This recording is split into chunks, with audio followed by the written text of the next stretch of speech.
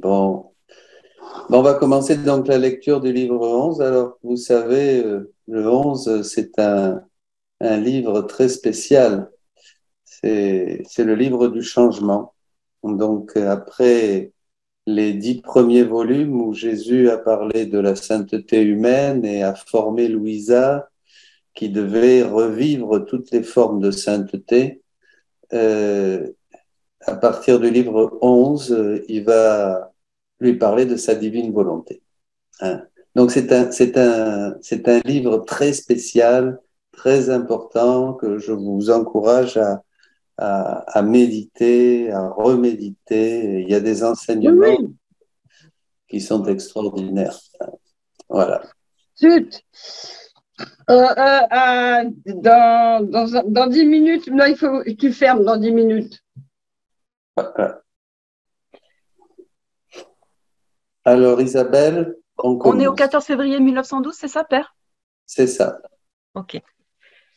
Jésus dit que dans sa volonté, toutes les choses ont la même valeur et parle de sa volonté. Continuant dans mon état habituel, mon toujours aimable Jésus est venu. Et je lui ai dit, dis-moi, ô Jésus, comment est-il possible qu'après avoir disposé l'âme à souffrir et qu'elle-même, connaissant le bien qui se trouve dans la souffrance, elle aime souffrir et souffre presque avec passion, et alors qu'elle croit que son héritage est la souffrance, le plus beau c'est que tu lui enlèves ce trésor. Et Jésus, ma fille, mon amour est grand. Alors ça peut surprendre parce que Louisa est habituée à la souffrance. Hein. Elle en connaît la valeur un peu. Ça me fait penser, vous vous rappelez, Sainte Thérèse de l'Enfant Jésus disait, ma joie, c'est de souffrir. Et on va voir que euh, ça, ça, ça fait partie d'elle. Hein. C'est pour ça que ce chapitre est très important parce que ensuite, on lui enlève, on lui redonne, que ce soit la joie, que ce soit la souffrance, ça va faire partie de sa volonté. Hein. Et c'est un chapitre difficile pour notre mentalité contemporaine, qui est évidemment très loin de Dieu, et donc pour qui la souffrance est la chose la plus ignoble, la plus terrible qui peut arriver à un être humain sur la terre. Voyez? Et ben oui, Jésus nous a sauvés par la souffrance. Hein. Donc on verra que dans la divine volonté, la souffrance en fait nous dépouille et nous rend semblables à Jésus. Hein. C'est bien Isabelle.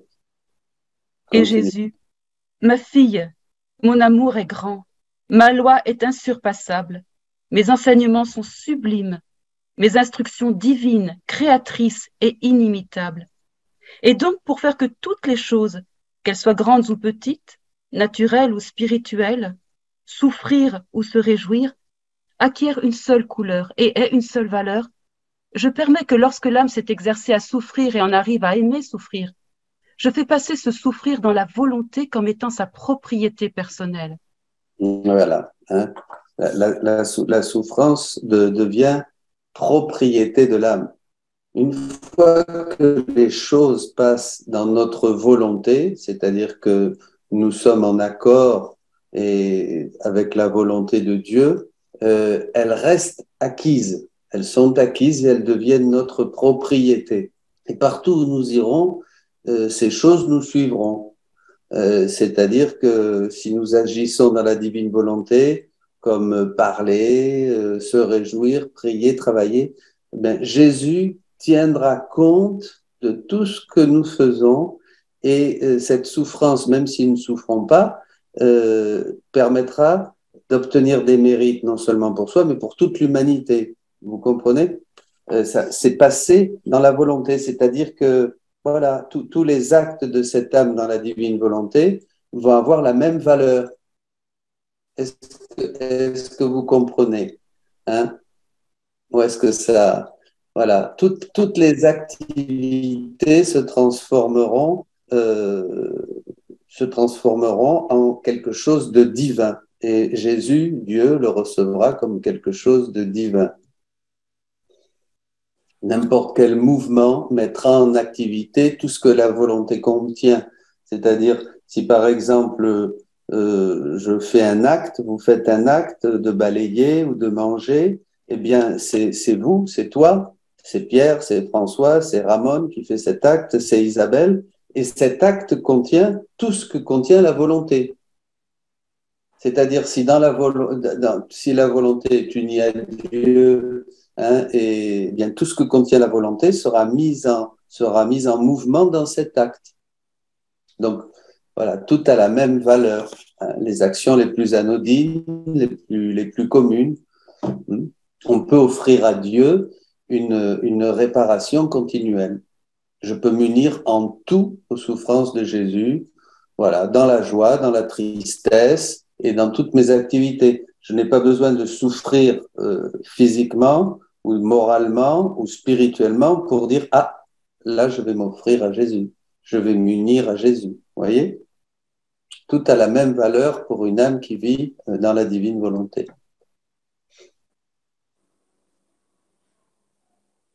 Vas-y, Ramon, pose ta question. Il y a Ramon qui veut parler. Oui, non, donc ça veut dire que chaque acte, Dominique, doit être précédé d'une intention.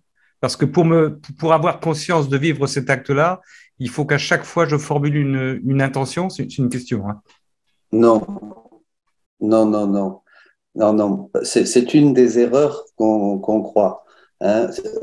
Au début, évidemment, dans les premiers volumes, Jésus va nous enseigner, comme il enseigne à Louisa, viens divine volonté, viens faire cela en moi, etc., etc. Parce qu'on se forme. Je prends souvent une comparaison que prend Salvador. On est étudiant en médecine, je vais étudier, je vais voir comment on fait. Et je vais me rappeler qu'il faut que je continue à étudier, mais un jour je vais être médecin et ça sera fini. Je ne vais pas à chaque fois dire ah tiens j'agis comme un médecin, je dois parler comme un médecin, je dois manger comme un médecin. Non, parce que je suis médecin. Donc dans la divine volonté, il y a une partie au début qui est un petit peu d'apprentissage, mais ensuite c'est une vie. C'est ça qu'il ne faut pas oublier. C'est pas une dévotion supplémentaire comme on en a eu beaucoup, comme on en a connu beaucoup. Ça doit devenir une vie. Donc, plus ça va, et vous verrez, on voit d'ailleurs que très rapidement, le Seigneur ça fait partie de notre vie. Donc, on ne va pas à chaque fois qu'on dort, à chaque fois. Surtout qu'il faudrait penser, on ne peut pas penser aux millions, aux milliers d'activités qui sont dans notre corps, comme la digestion, comme, je ne sais pas, la respiration, les battements de cœur, qui sont aussi des actes. Tout ça, ce sont des actes. Vous comprenez? Tout ça, ce sont des actes et ça a la valeur. Mes battements de cœur, mes respirations, mes mouvements de paupières, vous voyez, à partir du moment où c'est dans la volonté, où nous avons fait cet échange de vie, eh bien, voilà, tous nos actes sont des actes divins, même les choses les plus anodines, même si on n'y pense pas.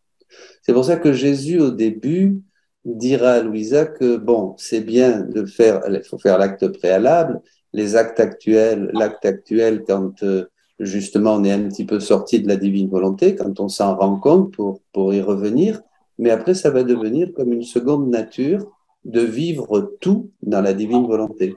Parce que la finalité, c'est que ça devienne une vie, même s'il va falloir du temps et des efforts, bien sûr, que ça devienne une vie.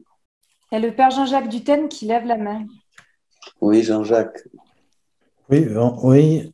Est-ce qu'on ne peut pas dire aussi en fait que tout repose sur l'intention, hein, donc tout est déjà dans l'intention, et donc si l'intention est d'appeler la divine volonté dans nos actes, eh bien on agit dans la vie divine, même si le ressenti ne suit pas, c'est toujours dans la foi. Bien sûr, oui, c'est tout à fait ça. C'est cette intention ferme que l'on a, hein, d'amour, d'aimer Jésus, hein, d'aimer Dieu. Et on sait que la plus grande manière d'aimer Jésus, c'est de l'aimer avec son propre amour, donc de vivre dans la divine volonté. Donc cette intention, comme tu dis, elle est renouvelée tout le temps, hein, oui, bien sûr. Alors, il y a aussi iPad Gérard qui lève la main. iPad Gérard. Oui, Marie-Thérèse Girard. bonjour, ici Lévis, Canada. Bonjour. Je veux vous remercier tellement, tellement, et vous dire, Père Dutène et Père Jean-Jacques, que tout ce que vous avez dit, je le pratique depuis 2 ans et je suis rendue, ma vie est tellement changée, bouleversée. Il y a juste la divine volonté qui m'amène par le bout du nez. Je me demande comment je vivais avant ça. Eh oui, on se pose tous la même question. C'est pas vraiment une question. La question est que quand je vais faire de l'adoration la semaine, 2-3 fois par semaine, j'apporte avec moi le livre des 24 heures de la Passion et je pratique 1 heure de Passion avec Jésus et je braille tellement, je suis tellement bouleversée. Est-ce que je devrais continuer de pratiquer la passion comme ça ou tout simplement adorer comme je faisais avant? C'est une bonne question et importante. Jésus, il faut continuer le livre des 24 heures de la Passion est un livre de réparation divine qui est exceptionnel. Et Jésus dit bien à Louisa, regarde comment je fais et fais la même chose. Dans la divine volonté, notre prière change. C'est-à-dire que plus qu'une prière, on fait des actes. Et dans les 24 heures de la Passion, on fait des actes. On voit par exemple Louisa prendre la main de Marie, reprendre le sang de Jésus et aller le donner aux moribonds, par exemple, à ceux qui vont mourir en ce jour, etc. Donc, la pratique des heures de la Passion est quelque chose, au début, on ne sait pas bien faire, et puis on s'améliore, et puis on fait plus, et puis on grandit. C'est un apprentissage encore, un apprentissage mais concret, pratique, où vraiment on regarde comment fait Jésus et comme il le dit, fais la même chose avec moi, hein, ou avec ma mère. Hein, et après, quelquefois, il dit, fais-le toute seule aussi. Et alors, cette pratique des 24 heures va, après, peu à peu, s'étendre sur toute la journée. Hein.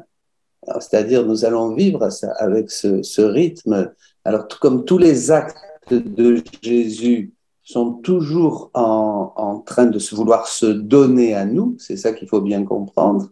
Hein, donc, nous pouvons à tout moment bénéficier des mystères de la passion de Jésus pour les vivre et pour œuvrer avec lui, pour le consoler, le soulager, mais d'une manière divine.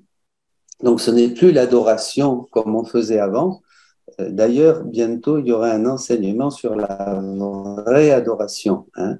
Jésus explique à Louisa ce qu'est la vraie adoration. Et bon, c'est pas tout à fait comme on pense. Voilà. Merci beaucoup. Merci à vous. Plus de questions, nous continuons. Si bien que chaque fois que je lui envoie la souffrance, ayant la propriété et les dispositions dans la volonté, l'âme se trouvera toujours disposée à souffrir et à aimer la souffrance. Ainsi, je regarde les choses qui sont présentes dans la volonté, et c'est pour l'âme comme si elle souffrait toujours, même si elle ne souffre pas. Voilà. Une fois, comme disait Jean-Jacques, une fois que l'intention est là, on a accepté, on a décidé. Ben, c'est sûr qu'au départ, il y a cet échange de vie. Donc, puisqu'on veut prendre la vie de Jésus et nous, on lui donne la nôtre, donc on est abandonné totalement, on est disposé à tout ce qui peut advenir. Hein. Voilà. Et donc, tous nos actes auront la même valeur, une valeur de mérite divin pour consoler, pour glorifier le Père, hein, au nom de toutes les créatures, pour tout ce qu'elles auraient dû donner au Père. Hein. C'est toujours ces deux activités qui sont les principales, hein, c'est réparer et glorifier le Père, et après un bénéfice de nos actes pour toutes les créatures, toutes les générations humaines. C'est bien. Et afin que se réjouir ait la même valeur que souffrir et prier, travailler, manger, dormir. En somme, tout, parce que le tout est que les choses soient de ma volonté, pour faire que toutes les choses, quelles qu'elles soient, aient une seule et même valeur. Je permets que l'âme s'exerce à toutes les choses dans ma volonté avec une sainte indifférence. Voilà, donc il y a on ne peut parler du tout que si les choses sont faites dans la divine volonté. Et c'est notre intention, même si on peut oublier. Pour nous, humainement, les choses ont plus ou moins de valeur. Vous voyez, ça change beaucoup notre manière de penser, suivant l'effort qu'on va faire. Et surtout, aussi suivant, en fonction un peu de la grandeur de la personne qui va faire cet effort. On pense par exemple, pensons aux grands saints, Saint François, Sainte Thérèse, ou voilà. Eh bien, on va voir là quelque chose de plus grand que la petite sœur ignorée qui vit dans la divine volonté. Mais justement, c'est une erreur. Les actes dans la divine volonté ont tous la même valeur. Manger, boire, dormir ou fonder des couvents comme Sainte Thérèse d'Avila. Ils ont tous la même valeur parce que ce sont des actes divins. C'est ça qui est extraordinaire. Je pense à cette mère de famille qui était toujours en mission, une communauté du renouveau, et qui me disait, mais c'est formidable, maintenant on est missionnaire partout. On peut rester à la maison et nous sommes missionnaires. Alors déjà, la petite Thérèse avait vu ça. Rappelez-vous, dans son acte d'offrande, elle voulait avoir été missionnaire, mais pas seulement maintenant, depuis le début depuis la fondation du monde jusqu'à la fin. Elle avait ses intuitions. Mais nous, on est missionnaires avec tout ce que nous faisons. Je vous donne de la petite monnaie que vous pouvez transformer en monnaie divine, dit Jésus. Ouais, c'est ça c'est extraordinaire, c'est extraordinaire. Il y a Ghislaine et mon père qui veut poser une question. Oui. Oui, Ghislaine. Excusez-moi. Moi, j'ai une question parce que je fais partie du renouveau et charismatique et je voulais savoir s'il y avait une incompatibilité entre faire partie du renouveau où on fait beaucoup de formations de guérison et la divine volonté. C'est la question qui me taraude un peu. Où en suis-je? Ça, c'est une grande question. C'est une grande question. Il n'y a pas longtemps, est venu nous voir ici en Aveyron quelqu'un qui est à Lyon aussi dans une grande paroisse du Renouveau. Et la paroisse où il y a Glorious, où ils font des sessions de guérison et tout ça. Et pour elle est animatrice, elle anime des retraites là-bas. Et la découverte de la divine volonté, je pourrais vous donner son mail pour que vous échangiez si vous voulez. Vous pouvez pour échanger avec elle parce que elle est leader dans une paroisse très charismatique de Lyon. Et effectivement, déjà, il faut penser à quelque chose, c'est que toutes les grâces, dit Jésus dans le livre, toutes les grâces qui découlent, qui viennent au monde, des grâces charismatiques, des grâces de prophétie, des grâces de guérison, mais je vais plus loin, des grâces de sainteté, un Saint François, un Saint Pio, tout ça, ça passe par la médiation de la divine volonté. Donc, si vous êtes dans la divine volonté, toutes les grâces de tous les saints, et c'est rétroactif, qui se sont faites dans le passé, qui se font aujourd'hui et qui se feront demain, passent par vous, passent par vos actes dans la divine volonté. Jésus dit, les enfants qui vivent dans la divine volonté, les âmes qui vivent dans la divine volonté sont les pieds des missionnaires, la bouche des prédicateurs, la force des martyrs, la sainteté des saints. Vous vous rendez compte? Donc, toutes les grâces passent par une âme qui vit dans la divine volonté parce qu'elle est médiatrice comme Jésus, comme Marie, puisque vous êtes dans l'acte unique éternel de Dieu. Ensuite, au niveau pastoral, quelqu'un qui est dans le renouveau, et on connaît bien avec mon frère Jean-Jacques, puisqu'on a été pratiquement toute notre vie dans le renouveau, vous allez sentir les choses. Vous allez sentir les choses, vous allez vous laisser guider par Jésus. Moi, je pense que le renouveau est quelque chose de très bon pour ceux qui commencent.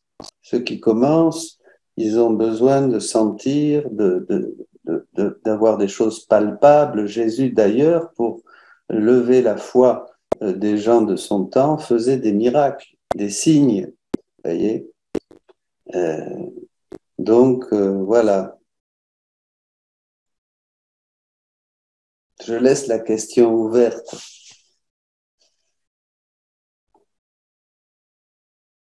Vous m'entendez? Oui.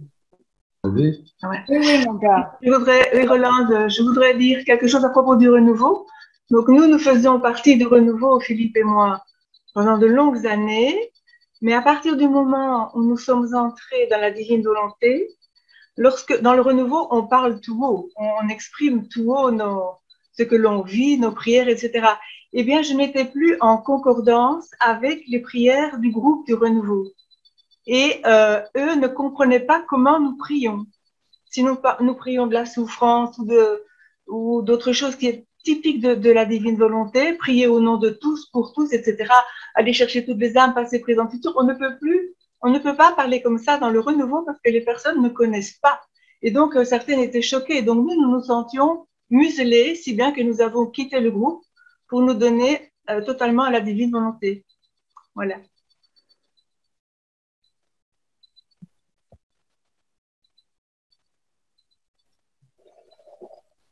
Et oui.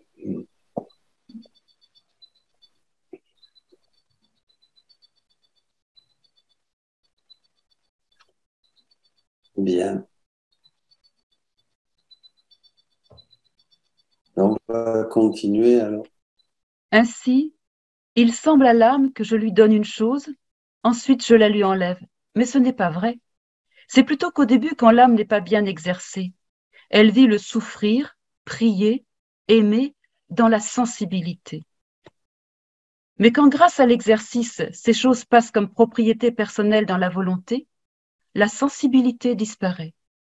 Et quand survient l'occasion d'avoir besoin d'utiliser ces propriétés divines que je lui ai fait acquérir, d'un pas ferme et d'un cœur imperturbable, l'âme se met à les exercer dans l'occasion qui se présente.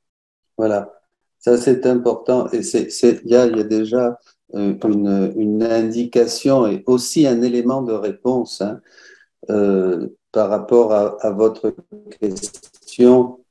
Bon, déjà je pensais aussi, Jésus dit clairement à Louisa que même la manière, tout ce que je t'ai enseigné, tu ne le trouveras nulle part dans la vie des saints, dans les doctrines, dans les livres, mais la manière de prier que je t'enseigne aussi, tu ne la trouveras nulle part ailleurs, hein, parce que ça va être une prière divine. Alors, dans le renouveau, et on est encore dans une sainteté humaine, parce que ce n'est pas seulement la prière du renouveau, c'est la prière en général telle que nous l'avons exercée pendant 2000 ans qui va changer, puisque Jésus va dire ensuite, prie, mais prie comme moi. Alors, on ne va pas toucher ce thème maintenant, mais Jésus va nous enseigner à prier comme lui y priait. Hein.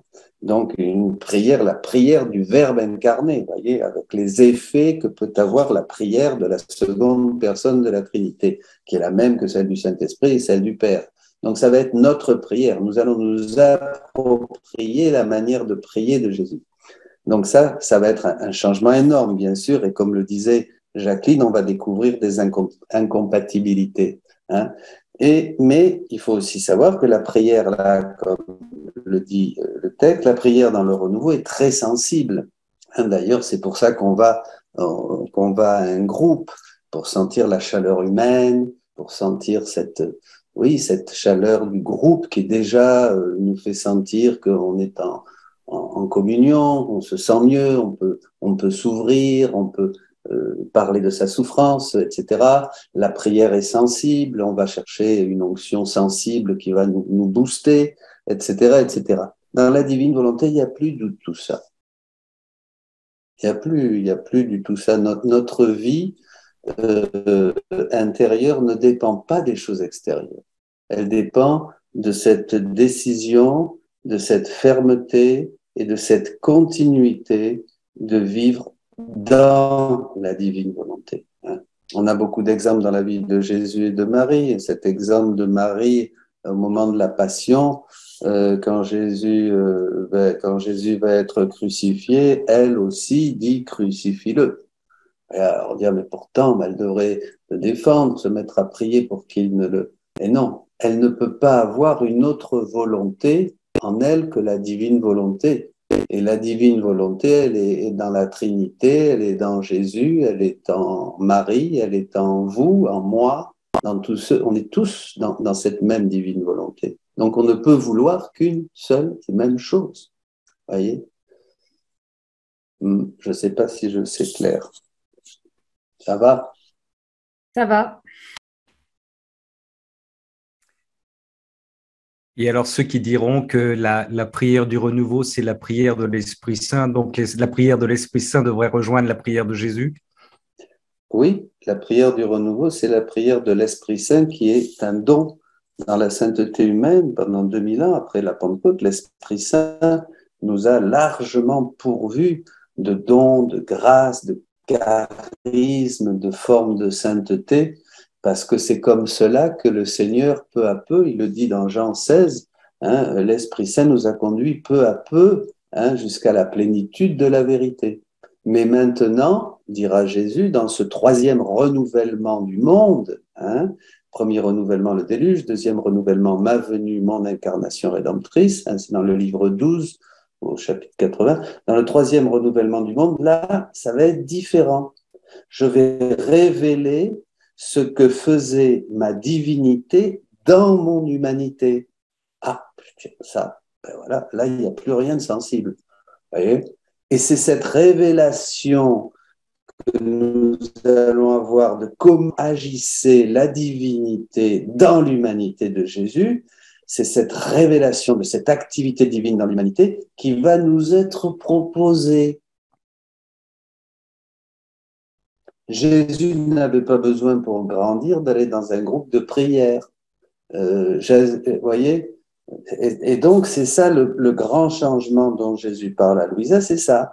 On entre, le Saint-Temps, peu à peu nous conduit vers la plénitude de la vérité, dit Saint Jean, il ne va plus vous enseigner sur des choses qui sont à lui, il ne va pas vous parler de lui, le Saint-Esprit, là, dont tu me parles, il va vous parler et vous expliquer ce qui est à moi, c'est-à-dire comment moi j'ai agi, comment moi je faisais au milieu des hommes. Voilà. Sur YouTube, il y a Marie Baldini qui vous dit « Pour moi, la divine volonté étant à la racine, elle est valable pour toutes les formes de spiritualité. » Bien sûr, c'est la source, la divine volonté, la source de toutes les spiritualités, de toutes les saintetés, la source des sacrements, la source, on est à la source de la vie de Marie, très sainte Mère de Dieu, on est à la source de la vie de Jésus, on est à la source, et on est plus qu'à la source, on possède la vie sacramentelle de Jésus, on contient aussi en nous, on a toutes les messes qui se célèbrent et qui se sont célébrées, qui se célébreront. Dans la divine volonté, nous avons tout ce que l'acte unique et éternel de Dieu contient. C'est pour ça que, comme dit Jésus à Louisa, l'acte le plus solennel que peut faire une âme, c'est de se fondre dans la divine volonté, puisque immédiatement, nous trouvons Dieu, toutes les créatures, et tous les attributs. Nous trouvons Dieu, tous les attributs de Dieu et toutes les créatures. Dans la divine volonté, on ne va pas demander la force, on a la force. On ne va pas demander telle ou telle chose, on possède. Ghislaine veut encore poser une question, mon père. Voilà, excusez-moi, je voulais savoir, parce que Jésus, dans son humanité, il avait beaucoup de compassion pour ses frères et sœurs, enfin, pour les humains que nous sommes, les créatures. Il pleurait même parfois sur l'être humain. Et enfin, pour moi, de prier pour quelqu'un, c'est un peu faire un acte de Jésus, de son humanité. Est-ce que c'est faux ou ça peut on peut le dire? C'est bien d'avoir Jésus avait sa sensibilité, c'était pas la même que la nôtre d'abord. Hein, c'était une sensibilité divine.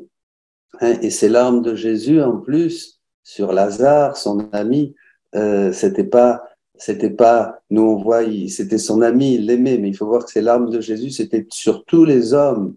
Hein, c'était aussi sur tous les Lazars, c'était aussi sur tous ceux qui ne viendraient pas. Hein, tous les actes de Jésus ont une portée transtemporelle dans le passé, le présent et le futur. Donc ça, c'est important de toujours voir l'évangile comme ça parce que ce sont des actes divins. Donc tout ce qu'a fait son humanité était toujours complètement, et c'est ça le mystère de l'union hypostatique, c'est-à-dire vrai Dieu et vrai homme dans la personne de Jésus-Christ, tous les actes de l'humanité de Jésus étaient guidés et prenaient leur source dans la divine volonté. Vous êtes d'accord avec moi? Donc, vous voyez, là déjà, mais Jésus, bien sûr, avait cette sensibilité divine qu'il manifestait à ses frères et sœurs. Et nous, si on est dans la divine volonté, ils ne seront pas moins lésés. Il y aura aussi cette sensibilité divine. Mais on va peut-être, dans notre pastoral et dans notre agir, faire différemment. On va peut-être les induire à accepter, à s'abandonner, plutôt que de leur faire croire qu'ils sont venus ici et que Jésus va faire un miracle, ou que Jésus va les guérir. Hein, parce que c'est souvent ça dans le renouveau pour avoir cheminé pendant des années et des années.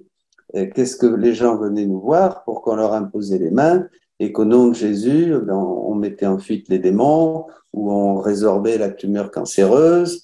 Et quelquefois, il y avait des miracles. Il y avait de beaux miracles. Mais c'était des miracles pour justement, quand le Seigneur fait des miracles, pour que la foi des uns et des autres puisse être renouvelée, stimulée. Hein, voilà. Mais on aura toujours, je crois que même beaucoup plus dans la divine volonté, nous pourrons laisser déployer cet attribut divin en nous, puisque en nous, quand on se fond dans la divine volonté, quand on vit dans la divine volonté, nous avons tous les attributs de Dieu à notre disposition, nous en sommes propriétaires, on va pouvoir vraiment, je crois, manifester à travers notre vie la tendresse de Dieu, la douceur, la compassion. Qu'est-ce qu'il y a encore comme attribut divin? La miséricorde, la force aussi, la force, et on pourra même avoir toutes les qualités du cœur de Marie. Voyez. Alors, mon père, vous avez une question encore de Carole Fortin qui vous dit: est-ce que Jésus nomme les sortes de souffrances qu'il veut qu'on lui offre? Est-ce que la maladie est nommée comme souffrance? Non, non, Jésus, après, dans notre vie, au fur et à mesure que les circonstances se donnent, la souffrance prend un visage ou un autre. Mais quand dans la divine volonté, la souffrance, à partir du moment où, là, vous voyez, on a un chapitre très, très, très fort, hein, où Louisa dit, mais tu m'enlèves la souffrance. Hein, elle était à moi, c'était ma propriété. Et souvent, quand Louisa ne souffrira plus, elle dira à Jésus, maintenant, je souffre même plus. Vous voyez, hein? Et bon, c'est là où on touche quelque chose qui est très grand et très beau.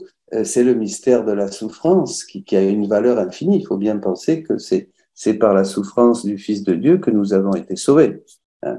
Donc ça, c'est pour ça qu'on va trouver ce qui n'est pas du masochisme, ce qui n'est pas du dolorisme, hein? Mais il faut penser qu'aussi on est dans une société qui a complètement rejeté le christianisme et que nous nous sommes éloignés de Dieu à un point où nous ne voyons plus. C'est pour ça que nous sommes ennemis de la croix, comme dira l'apôtre Paul. La souffrance pour le monde contemporain est quelque chose d'abject. Hein, et nous avons tous été contaminés par ça. Et dans les groupes même, dans les associations, dans les mouvements, il y a aussi de manière sous-jacente ce rejet de la souffrance. Hein, trouver un lieu où on va vous faire aujourd'hui dans une paroisse l'éloge de la souffrance, vous n'en trouverez pas. Et pourtant, Jésus, il a dit, d'abord, vends tout ce que tu as, dépouille-toi de tout, hein, pas le matériel. Hein, c'était surtout se dépouiller au niveau moral et spirituel. Le matériel, c'est encore le moins. Déjà, ce qui est une grande souffrance, hein, et ensuite, prends ta croix. C'est-à-dire, qu'est-ce que ça veut dire, prends ta croix et suis-moi? C'est-à-dire, je vais t'amener avec moi, comme tu m'as donné ta vie, je te donne la mienne, je vais t'amener avec moi à la croix pour mourir. Je vais t'amener avec moi au sépulcre pour être enterré avec moi. Voyez, Jésus, qu'est-ce qu'il fait quand on va lui donner notre cœur et notre vie dans la divine volonté? Il va nous amener, voyez, mais ça on le veut, il y a une décision, il va nous amener à la croix pour mourir, mais aussi on va ressusciter. On ressuscite dès cette terre. On ne va pas attendre la fin du monde et le jugement dernier pour ressusciter. Là, ça sera seulement une confirmation de notre résurrection sur terre. Et nous ressuscitons dans chaque acte que nous faisons dans la divine volonté, puisque nous ne voulons plus laisser vivre notre volonté. Alors, dans la souffrance physique, par exemple, ou la souffrance morale, eh bien, c'est Jésus qui va souffrir. Et donc, même en souffrant, on va consoler Jésus qui souffre. Vous comprenez? Donc, c'est ça. Mais la résurrection, c'est sur cette terre. Et alors, on peut dire quelque chose qui est très important, c'est que ça, il vaut mieux donner tout ce qu'on a aux pauvres, vendre tout, prendre la croix et suivre Jésus jusqu'au bout, que d'attendre avec cette idée qu'il y a aujourd'hui dans le monde contemporain, dans l'Église aussi, ah ben on verra bien, et puis après, ça sera le ciel. Hein? Ben non, ça sera pas le ciel. Hein? Parce que ce dont nous ne nous dépouillons pas ici, c'est-à-dire la volonté humaine, eh ben il faudra s'en dépouiller après. Et c'est beaucoup plus douloureux de s'en dépouiller après. Et en plus, ici, on gagne des mérites. C'est-à-dire que vraiment, comme c'est la grandeur de notre liberté nous permet de choisir Jésus, de prendre notre croix et de le suivre, après, on ne pourra plus le faire. Ça sera imposé. Alors, mon père, il y a une question de Sabine qui vous dit, est-ce normal de souffrir encore plus quand on est dans la divine volonté? Non. Non, on ne souffre pas encore plus. Regardez Louisa. Hein, regardez Louisa comme elle souffrait de ne pas souffrir. Vous voyez? Non, ne pas ça, faut pas. Et même regardez Jésus. Jésus, quand il a, dans les 24 heures de la Passion, quand il rencontre la croix, il dit, oh croix, hein, comme je t'aimais. Il la baise, il l'attendait. C'était son bonheur. Pourquoi? Parce que dans cette croix, vous nous voyez tous. Nous voyait tous, c'est nous qui lui avons crucifié. Nous étions tous sur la croix. Hein, et c'est nous qui lui avons donné la mort. Et là, il venait nous embrasser, il nous manifestait son amour. Donc, quand pensez toujours la petite Thérèse qui dit « Ma joie, c'est de souffrir ». Alors, mais avant d'arriver là, c'est sûr qu'il y a un chemin à faire. Hein, un chemin de confiance, un chemin d'abandon. Et un chemin que Jésus a enseigné déjà aux saints, hein, avant Louisa, donc dans la sainteté humaine, et maintenant dans le livre du ciel, un chemin qu'il enseigne à tous ceux qui, après Louisa, vont prendre ce chemin dans la divine volonté. Je ne crois pas que dans la divine volonté, au contraire, je crois qu'on souffre d'une manière divine et beaucoup plus paisible. Hein, cette souffrance qui est inévitable sur terre. On souffre beaucoup plus sans Dieu, même dans la sainteté humaine, sans Dieu. Quelle souffrance on voit dans nos hôpitaux, quelle souffrance on voit dans certains lieux où des frères et sœurs n'ont pas la connaissance de Dieu et ils souffrent avec un désespoir et qui bien souvent fait peur, et il faut réparer pour ça, puisque il a peur au point de même se donner la mort. On a des exemples qu'on connaît, vous voyez. Donc je crois que déjà le curé d'Ars disait que la souffrance, la souffrance avec, je ne me rappelle plus, n'est plus une souffrance. Donc. Oui, mais il faut avoir fait un chemin pour ça. On peut pas dire à quelqu'un, bienheureux es-tu de souffrir. Ah ben jamais, bien sûr. Et entre ce que nous apprenons maintenant et nous partageons avec un frère qui souffre dans un hôpital ou qui est quelqu'un qui est seul chez lui, on va lui prendre la main, on va l'accompagner, on va lui manifester de la tendresse. Et donc, on peut intercéder pour ces personnes, pour que ces personnes puissent ouvrir leur cœur et comprendre le sens de leur souffrance et le vivre dans la paix. On peut intercéder, donc.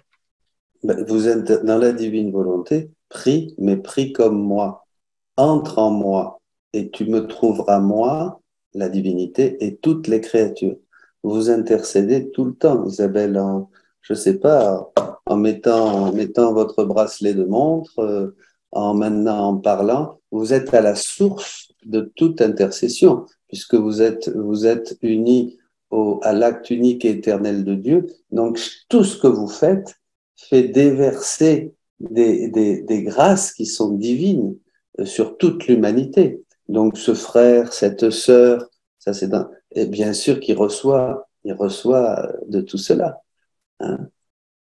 Et donc, dans mon cœur, je peux nommer certaines personnes qui vous pouvez les nommer si vous voulez, parce que ça peut vous aider à vous dans votre cheminement. Hein. Et après, dans la vie, elles sont là, dans notre cœur. Donc, et dans notre cœur qui est dans la divine volonté, c'est le cœur même de Jésus. Votre cœur, c'est plus votre cœur. Vous n'avez plus de cœur, c'est le cœur de Jésus. Il y a une transplantation de cœur dans la divine volonté. Viens battre dans mes battements. Qu'est-ce que dit Jésus au livre du ciel? Je suis le battement et je n'ai pas de cœur. Je suis les œuvres et je cherche des mains. Je suis le pas et je n'ai pas de pied. Vous voyez? On devient hostile. On devient tout en nous, qu'on souffre ou qu'on ne souffre pas, c'est le texte d'aujourd'hui, qu'on prie, qu'on mange, tous nos actes ont la même valeur. Quelle valeur? Une valeur divine. C'est très grand, hein? Ça nous dépasse. C'est fou, c'est fou, c'est fou.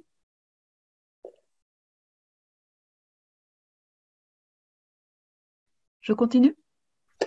Alors, nous en sommes mis, parce que là, j'ai perdu prier mes Par exemple, la souffrance se présente. Je suis pas, attends. Page 33. Ouais, l'homme se trouvera toujours disposé à offrir, à aimer la souffrance. En reprenant à partir de si bien que chaque fois que je lui envoie, non, on est avant, je me permets que lorsque l'âme s'est exercée à souffrir, et en arrive à aimer souffrir, vous y êtes? Je me permets. C'est plus haut, ça, on en était déjà plus bas. Hein. Mais quand grâce à l'exercice, ces choses passent comme propriété personnelle, dans la volonté. Vous pouvez reprendre un peu en haut, comme ça, okay. Ça va aller. Alors, ainsi, il semble à l'âme que je lui donne une chose, ensuite je la lui enlève. Mais ce n'est pas vrai. C'est plutôt qu'au début, quand l'âme n'est pas bien exercée, elle vit le souffrir, prier, aimer dans la sensibilité. Mais quand grâce à l'exercice, ces choses passent comme propriété personnelle dans la volonté, la sensibilité disparaît. Et quand survient l'occasion d'avoir besoin d'utiliser ces propriétés divines que je lui ai fait acquérir, d'un pas ferme et d'un cœur imperturbable, l'âme se met à les exercer dans l'occasion qui se présente. Voilà, dans l'occasion qui se présente. Vous voyez, il y a aussi cette vie dans le moment présent. On vit, et souvent, notre souffrance est multipliée à cause de notre imagination. Notre imagination va augmenter ce panorama de la souffrance et nous faire peur. Hein. Mais là, quelque chose de très important, c'est ce moment présent, dans l'occasion qui se présente. Voilà. Par exemple, la souffrance se présente, elle trouve en elle la force, la vie de la souffrance. Elle doit prier, elle trouve en elle la vie de la prière, et ainsi pour tout le reste. Ici, il n'est plus question de sensibilité. La sensibilité n'est plus là pour influencer notre chemin. La prière, le travail, la souffrance, hein, tout est vécu avec la force d'âme. Hein, une force d'âme et tout a la même valeur. Et ça, c'est à cela que la vie dans la divine volonté va nous éduquer. Alors, il va y avoir un changement, évidemment, dans nos vies. Un changement qui va être palpable. Louisa, Jésus dit à Louisa, je te ferai toucher de la main ce changement. Et vous tous qui êtes ici, nous tous, nous devons témoigner que nous avons vu un changement. Que nous n'avions pas vu ni pas expérimenté pendant des dizaines d'années. Pas vrai?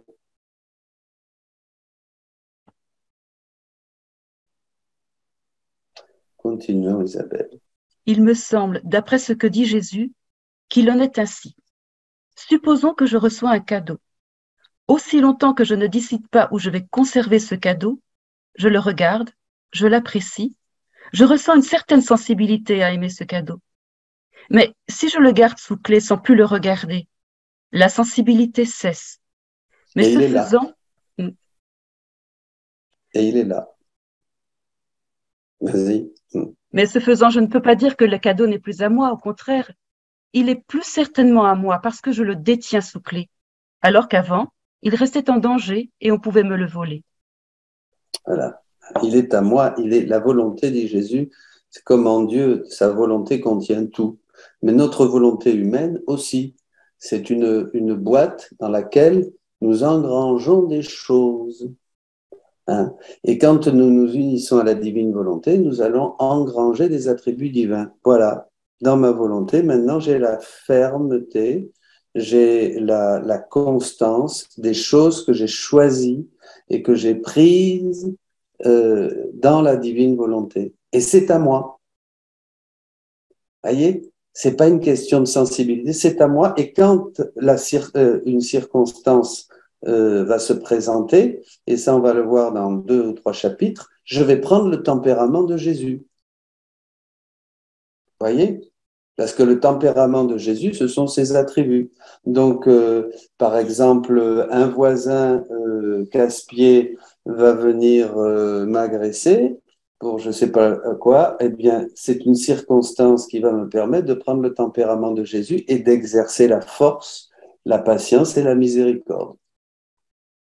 Et si je me fais insulter, c'est plus moi, comme Jésus déploie sa vie en moi parce que j'ai décidé de vivre dans la divine volonté, c'est à Jésus qui va faire de la peine. Donc non seulement je vais recevoir cette souffrance avec fermeté, constance, miséricorde, puisque je vais m'approprier les attributs qui sont dans la divine volonté, mais en plus je vais réparer Jésus qui souffre en moi. Il y a Sandrine Orlet qui veut poser une question, mon père. Oui. Sandrine. Sandrine, ma sœur pense à mettre ton micro. Excusez-moi, c'est une fausse manip, je suis désolée. Pardonnez-moi. Ah, d'accord. Bon, ben voilà, ben continuons. Jésus continua.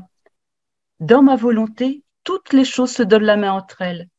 Toutes se ressemblent et toutes sont en parfait accord. Ainsi, la souffrance cède la place à la réjouissance et elle dit « J'ai fait ma part dans la volonté de Dieu, fais maintenant la tienne. Et seulement quand Jésus le voudra, je me mettrai de nouveau au travail. » La ferveur dit à la froideur « Tu seras plus ardente que moi si tu te contentes de rester dans la volonté de mon éternel amour. » Et de même, la prière au travail, le sommeil à la veille, la maladie à la santé, toutes les choses entre elles paraissent se céder la place l'une à l'autre pour agir, mais toutes ont leur place distincte.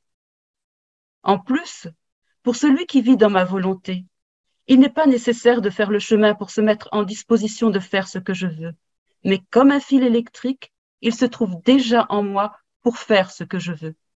Oui. Tous les actes ont la même valeur. Mais ce n'est plus moi qui décide. Je me laisse, j'avance et maintenant c'est la prière. Puis la prière va céder la place au travail. Puis la souffrance va parler à la joie et va lui dire maintenant, vas-y, c'est à toi. Hein? C'est quand Jésus le veut. Quand Jésus le veut. Ce n'est plus un sacrifice ou une vertu à prouver mais une égalité d'âme dans l'union, voyez. Et faut pas, et le Seigneur nous donne cette force. Le Seigneur nous donne cette force. Il nous la donne dans sa divine volonté. Quand Jésus veut, je le fais, et je le veux aussi.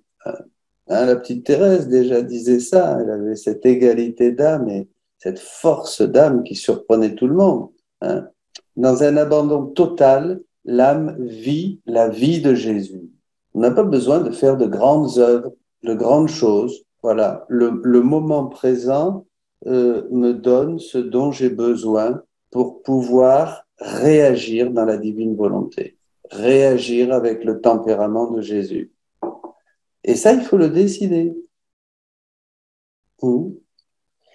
C'est ce qu'il fait que j'aime, disait Thérèse. Si Jésus veut que je parcours le monde, c'est bien. S'il veut que je reste à la maison, c'est bien aussi. Il suffit juste de donner et de tout vivre dans la divine volonté. Alors, sur YouTube, vous avez une question. Brigitte de Bretagne qui demande: quelle différence entre imitation de Jésus-Christ et vivre dans la divine volonté? Ah oui, ça c'est une grande différence. C'est une grande différence.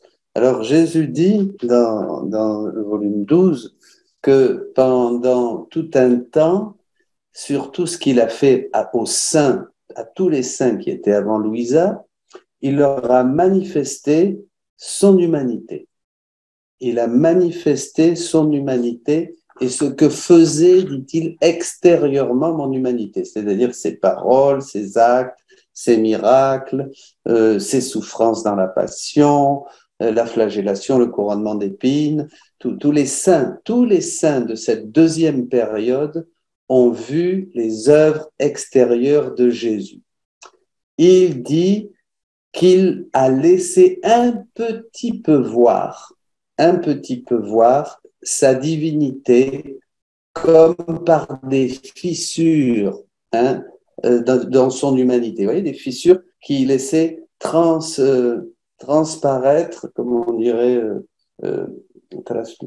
qui laissaient, passer des petites fissures. Et les saints, et les bons et les saints ont pu boire goutte à goutte, par goutte.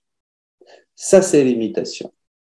Voyez, on imite Jésus, donc on reçoit la grâce qui vient visiter notre nature. Et la grâce, dit Jésus aussi, elle nous embellit, elle nous donne des reflets divins. C'est très beau, on voit cette beauté de tous les saints qui ont préparé le chemin. Évidemment, nous, on est les ouvriers de la dernière heure. Alors, je termine là. Et Jésus dit ensuite, mais maintenant, je ne vais plus seulement montrer ma divinité, comme j'ai fait avec tous ces saints, par des petites fissures. Je vais tout montrer. Je vais montrer comment ma divinité faisait dans mon humanité. Et comme tout était lié ensemble. Voyez? Donc maintenant, pour nous, voyez, on passe de l'imitation à cette vision de Jésus. Je pense à ce que dit Saint Jean dans la première lettre, chapitre 3, première lettre de Saint Jean, chapitre 3, verset 2. Nous le voyons, voyez, enfants de Dieu, nous le sommes, mais ce que nous serons, dit Saint Jean, nous ne le savons pas encore. Nous le saurons quand nous le verrons. Quand il va se manifester, que nous le verrons. Pourquoi? Parce que nous serons comme lui. Voyez? Donc, dans l'imitation de Jésus, c'est ce qu'ont vécu tous les saints jusqu'avant Louisa, mais Louisa qui est cette troisième œuvre de Dieu, parce que Louisa, c'est pas une sainte parmi les saintes qui apporte un petit charisme ou des messages, d'ailleurs, c'est pas des messages, c'est vrai, Louisa est une œuvre divine, c'est la troisième œuvre de Dieu, voyez, dans une créature qui va nous ouvrir à tous maintenant la porte. Nous n'avons pas besoin de revivre ce qu'a vécu Louisa, parce qu'elle a dû construire le règne, donc elle était chef de file, chef de mission, c'est la tête, elle l'a fait, et nous maintenant, la porte est ouverte, dit Jésus, nous pouvons entrer dans cette vie, dans la divine volonté, qui n'est plus une imitation de Jésus-Christ, une imitation extérieure des vertus de ce qu'il y avait en Jésus, mais qui est la vie même de Dieu. Jésus, donc, va pouvoir répéter sa vie en nous. C'est ce que dit le catéchisme au numéro 521. Hein, il fait en sorte que lui vive sa vie en nous, nous, notre vie en lui, mais que lui puisse vivre sa vie en nous et qu'il nous faut vivre les états et les mystères de Jésus. Catéchisme de l'Église catholique, numéro 521. Donc, on est vraiment dans une doctrine catholique, vous voyez. Ramon, tu veux poser une question? Est-ce qu'on peut dire que dans la divine volonté, on abandonne de plus en plus le discernement, y compris de type jésuite, qui suis-je, quelle est ma vocation, qu'est-ce que je dois faire, enfin tout ce qui est centré sur moi, pour plonger dans l'abandon? Ou est-ce que le discernement reste encore? Oh, déjà, avant le discernement spirituel, quelque chose qui va être boosté, c'est le bon sens commun. Déjà, ça nous manque beaucoup, à tous. Aujourd'hui surtout. Et après, le discernement spirituel, il y a tellement de lumière dans le livre du ciel qu'en plongeant, en se fondant dans cet océan, hein, pris comme moi, entre en moi, le Seigneur nous donne des grâces. D'ailleurs, Jésus le dit. Il dit que les premières générations, c'est-à-dire nous, hein, la première génération, c'est vous, nous, tous là, par exemple, il dit, reçoivent des grâces exceptionnelles. Hein, pour justement manifester cette divine volonté au monde. Donc, oui, il y a là, on dépasse tous les types de discernement, même si ce qu'on aura acquis dans l'école jésuite ou dans l'école carmélitaine ou dans l'école franciscaine, Jésus vient accomplir, hein. Il vient accomplir, il dit toutes mes œuvres. C'est ça, parce que souvent, nous, et ça, c'est la volonté humaine, on veut opposer, surtout au début, parce que le petit saint que j'aime, voilà, mais comment il va être moins? Là, je parlais un jour là, avec une mère, une supérieure, elle me disait, mais oui, mais vous voulez absolument me montrer, bon. Et puis souvent, c'est ça, hein, ou un père, montrer que son saint, son fondateur, non, on peut pas le mettre. Mais ça, c'est nous, c'est parce qu'on est humain. Mais Jésus, il dit à Louisa, toutes mes œuvres se tiennent la main. Vous voyez, Jésus ne va pas dénigrer Jean-Baptiste, parce que Jean-Baptiste, il ne va pas dénigrer, ou je ne sais pas, mépriser Isaïe ou Abraham, notre père dans la foi, vous voyez. Et chacun a donné et a fait avec ce qu'il connaissaient de la divine volonté. C'est toujours la divine volonté. Mais dans l'Ancien Testament, ils connaissaient jusqu'à un certain point. Ils ont fait avec ce qu'ils connaissaient. Dans le Nouveau Testament, un Saint François, un Saint Ignace, une Sainte Thérèse de l'Enfant Jésus et tout un tas d'autres, ils ont fait avec ce qu'ils connaissaient, avec ce qu'ils avaient reçu. Et maintenant, nous allons faire, nous, avec ce que nous avons reçu. Donc, il y a des choses, ce qu'a dit quand... Jean-Baptiste nous invite à mettre la racine à la cognée de l'arbre, à la cognée à la racine de l'arbre, pardon, pour faire un effort, ça, c'est toujours valable. Hein.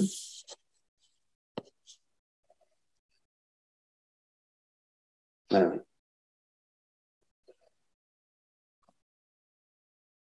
Mais pour terminer ce chapitre, je ne sais pas si on l'a terminé d'ailleurs. Oui. Oui, c'est ça. Ne cherchons pas à faire de grandes choses pour revenir à ce terme. Nous faisons tout. Les âmes qui sont dans la divine volonté, vous êtes partout. Hein? La machine a remonté le temps. La machine du temps. Hein? Vous êtes partout. Et regardez la Sainte Vierge. Laissez en fait elle n'a rien fait. Il ne faut pas s'inquiéter de ce que nous devons faire. Dès que nous sommes dans la divine volonté, nos plus petits actes, un mouvement de paupières est un acte divin, est une vie divine qui va vivre éternellement. Ce n'est plus un acte méritoire, c'est une vie divine, c'est un Jésus. Et ce Jésus, vous pouvez en faire autant que vous voulez, comme des communions eucharistiques, des milliers de Jésus. Et tous ces Jésus sont à la disposition de toute l'humanité, hein, passée, présente et future, de toutes les âmes du purgatoire, hein, et réjouissent tous les saints du ciel qui nous demandent faites encore des actes, faites encore des actes. Vous ne savez pas ce que vous avez entre les mains. Jésus dit à Louisa, si tu savais ce que c'est que d'omettre un seul acte dans ma volonté. Donc, vous faites des actes qui sont des vies divines et toutes les créatures en disposent. Mon papa qui est malade, mon petit frère qui est en train de, voilà, de prendre un chemin de traverse, ou je ne sais pas, etc. Cette personne que j'aime, tous vont recevoir la maxi-puissance. Seulement, ils vont en bénéficier s'ils sont disposés. S'ils sont disposés, ils vont recevoir des grâces, voyez, hein, et s'ils ne sont pas disposés, eh ben non.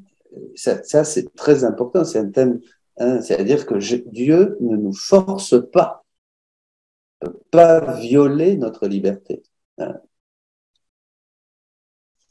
Il y a Françoise et Malika, tu voulais poser une question, ma sœur, ou c'est bon?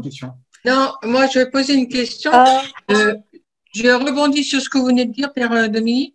S'ils sont disposés, mais ça veut dire quoi exactement? Parce que il y a très peu de personnes qui connaissent le Christ dans notre monde et tout le monde n'est pas disposé à accueillir la grâce. Oui. Je veux dire, et si le Seigneur il donne des vies divines par exemple, à quelqu'un qu'il ne connaît pas du tout, comment il peut être disposé, cette personne-là? C'est ça que je voudrais comprendre.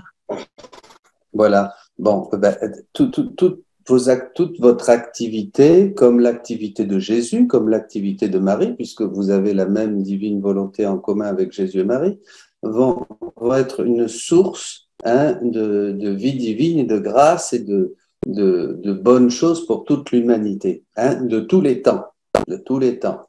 Hein. Ça, c'est important. Il n'y a pas de temps. Dans la divine volonté, on sort du temps. Bon, c'est un autre thème. On ne va pas partir là-dessus parce que ça, c'est très important. Qu'est-ce que ça veut dire être disposé? C'est pas qu'ils vont être disposés à accueillir la divine volonté. Ça va être un petit Chinois, l'autre bout de la Chine, mais bon, à un moment, il va sentir une petite lumière dans sa conscience qui va lui dire ne fais pas ça. Ou il va être inspiré de faire un acte de charité, ou vous allez un moribond qui a vécu une vie de péché toute sa vie, et bien à ce moment-là, grâce à votre acte dans la divine volonté, hein, eh bien il va se repentir. C'est la seule fois, la seule chose, c'est disons que c'est le minimum, hein, dans la divine volonté. Hein, c'est le minimum, c'est au moment de la mort, accepter la mort comme volonté de Dieu et se repentir. Ça, c'est le minimum. Vous voyez, on verra, ça, il y a des degrés de vie dans la divine volonté et le degré minimum, c'est ça. Après, il y a la résignation, évidemment. Bon, ben, pas le choix, etc. Mais enfin, toute l'humanité, grâce à votre agir dans la divine volonté, vont bénéficier d'influence divine, de lumière divine, de grâce divine. Vous agissez de manière universelle. Dans la divine volonté, ça revient à notre ami qui nous demandait, là, je ne me rappelle plus votre prénom, pardon, dans le renouveau, si on peut prier pour quelqu'un. De toute manière, tout ce que vous faites dans la divine volonté est universel. On n'agit que de manière universelle dans la divine volonté, comme Jésus. Alors, il y a Malika, mon père, qui veut vous poser une question. Bon. Je crois pas que c'est pas une question, c'est par rapport à ce que Ramon a dit pour le discernement. Mm-hmm.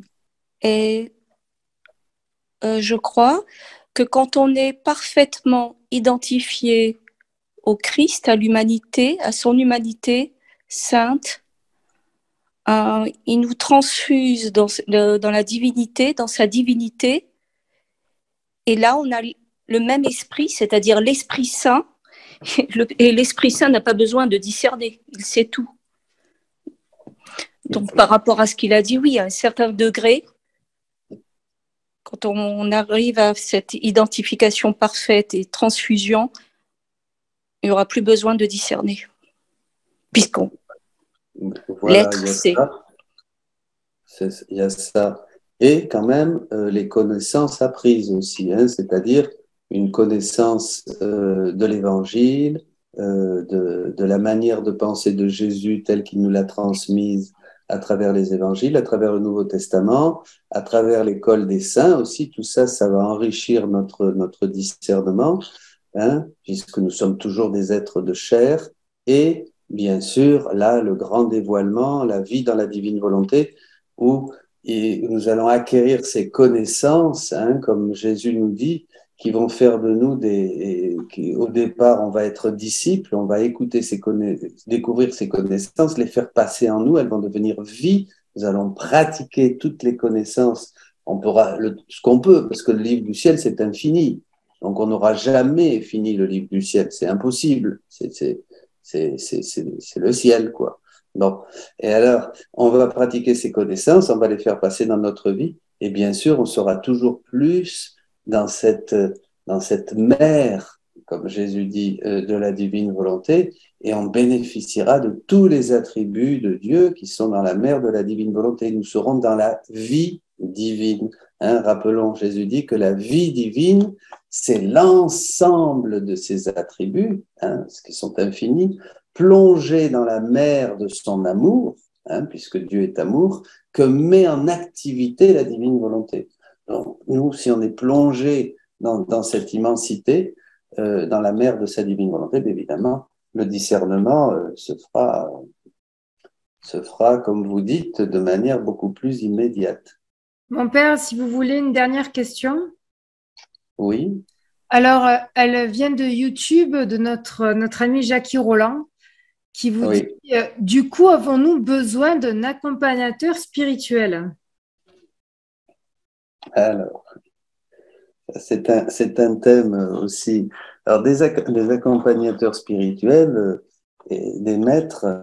Alors, Jésus dit que dans la divine volonté, il n'y a pas de maître, il n'y a pas de chemin, il n'y a pas de clé. Hein. Les accompagnateurs spirituels nous ont été surtout donnés pour pratiquer les vertus. Vous voyez? Donc, dans la sainteté humaine, dans la rédemption, dans le royaume de la rédemption, on a besoin de gens qui vont nous exercer à la vertu, qui vont nous conseiller sur la pratique des vertus. Et c'est là qu'il y a des maîtres, et vraiment des experts, hein, des saints qui ont été extraordinaires. Hein. Divine volonté, celui qui va nous guider, c'est Jésus. C'est très intérieur, la divine volonté. C'est pas tout le monde, vous voyez, avant les saints rentraient dans un couvent pour être plus saints, ils avaient besoin de s'éloigner du monde, hein, etc. Et on a vu des formes de vie. Dans la divine volonté, vous, les laïcs, vous allez avoir une sainteté divine. Vous voyez? Donc, ce qui est bien maintenant, c'est de trouver des gens, de se mettre ensemble, mais personne ne peut dire, moi, je ne suis pas votre directeur spirituel. On partage, chacun partage et vit quelque chose de cette divine volonté. Ce qui est bien, c'est se retrouver pour pouvoir partager, c'est ce qu'on fait dans les cénacles, hein, des passages, et pour découvrir ensemble la simplicité de ce chemin. Ma doctrine est la plus pure et la plus transparente que le cristal. Vous voyez, cette pureté, hein, elle source directement de ma vie divine, dit Jésus, hein, dans un passage des livres du ciel, livre 17.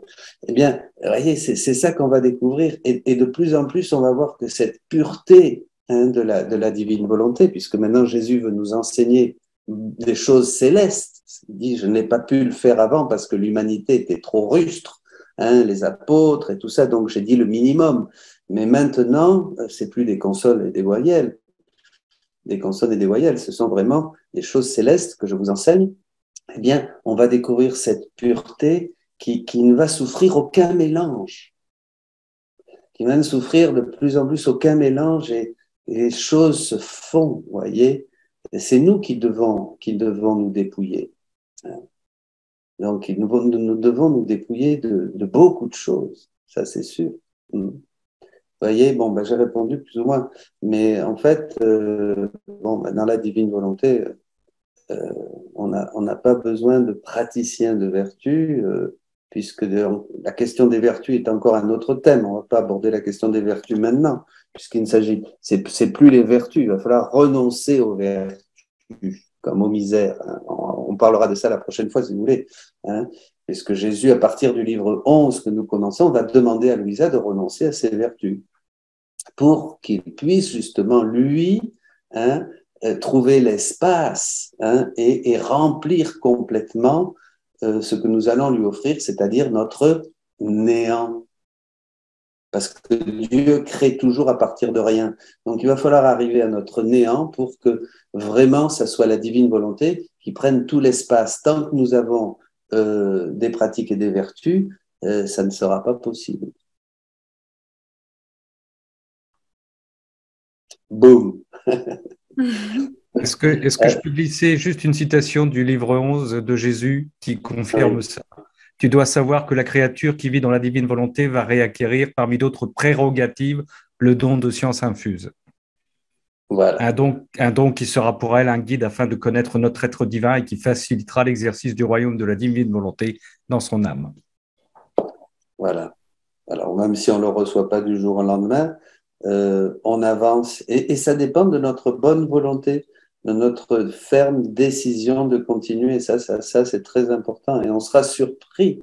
Déjà, beaucoup sont surpris des merveilles que le Seigneur fait dans nos vies à partir du moment où on est décidé. Hein. Jésus dit, je ne joue pas avec des enfants. Ce qu'il n'aime pas, Jésus dit à Louisa, c'est ceux qui sont oui et non. Hein, il le dit dans l'Évangile aussi. Hein, je ne fais pas de traiter, je ne traite pas, voilà, je ne traite pas avec des enfants.